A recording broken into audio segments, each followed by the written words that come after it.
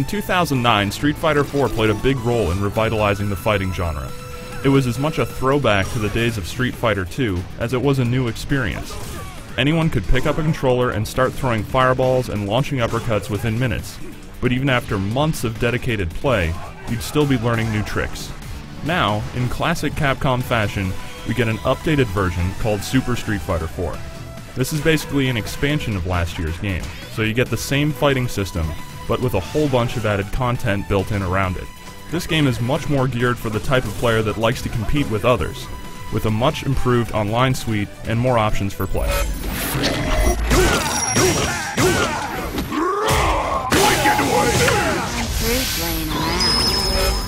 Street Fighter IV still looks great, with smooth animations, bright and colorful characters, and some great backgrounds, particularly the new Solar Eclipse stage. This game offers 10 new fighters in addition to the entire returning cast from the original, bringing the total to 35. Two of the new additions, Hakan and Juri, have never appeared in Street Fighter games before, and boast distinct appearances and movesets. Juri's quick kicks and her delayable fireball can be tough to defend, and Hakan's grapple and surprising bursts of agility can catch opponents off guard. Aside from the new character models and stages, much of Super Street Fighter IV will look familiar, which means it looks great. If you decide to play the arcade mode, you'll find new and completely forgettable animated story scenes. The tales of the various fighters aren't really worth paying attention to, but at least you get to smash cars and break barrels like in Street Fighter II.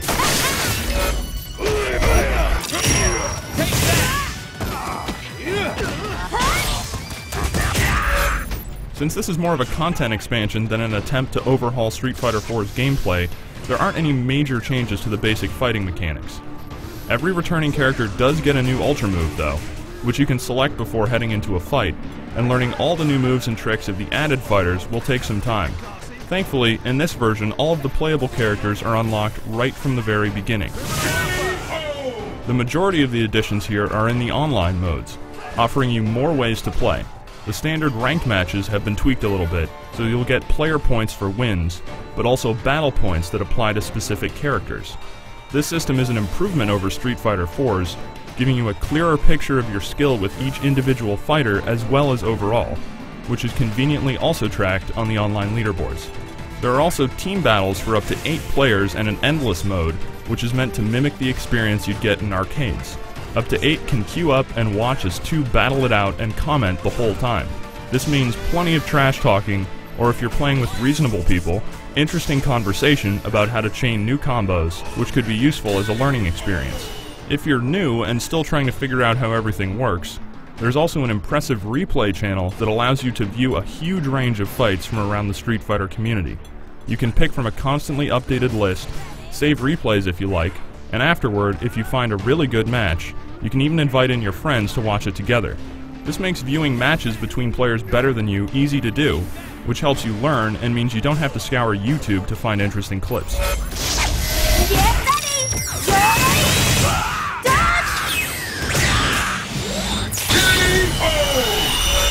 With Super Street Fighter IV, you're getting a more fully developed game than was made available in 2009, and Capcom isn't charging full price. It's a really easy game to recommend, since it offers more fighters with unique styles and plenty of reasons to keep playing online.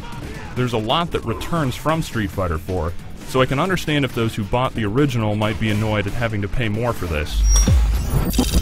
But if someone were to walk up to me and ask what's the one fighting game they should buy right now, my answer would be Super Street Fighter IV. For the full written review, head over to IGN.com.